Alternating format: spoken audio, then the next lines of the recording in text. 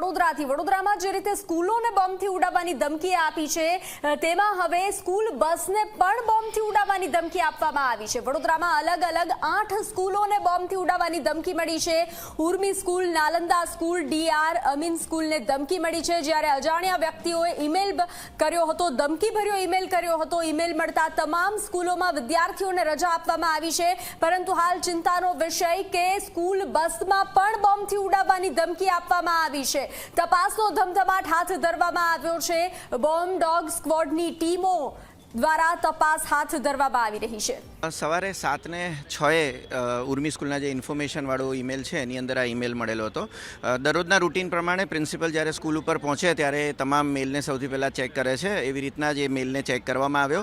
શાળાની શરૂઆત 7:40થી થતી હોય તરત જ સૌથી પહેલાં તો પોલીસને ઇન્ફોર્મ કર્યા પછી જે વેન ડ્રાઈવરો જે બાળકોને લઈને આવતા હતા એમને પહેલાં ઇન્ફોર્મ કરવામાં આવ્યું, વાલીઓને ઇન્ફોર્મ કરવામાં આવ્યું, અને જે બાદ જે તમામ જે સ્કૂલ મેનેજમેન્ટના શિક્ષકો અને સ્કૂલ મેનેજમેન્ટ હતું એ પણ શાળાએ પહોંચી ગયું, અને બાળકો જે આવતા હતા રેગ્યુલર બાળકોને બધાને પાછા ઘરે મોકલવામાં આવ્યા। અને હોસ્ટેલના જે બાળકો છે એ લોકોને અમારી જે એસેમ્બલી ડ્રીલ દર મહિને 2 વાર થાય છે એવી રીતના ગ્રાઉન્ડની અંદર એસેમ્બલી પોઈન્ટ ઉપર બધાને ભેગા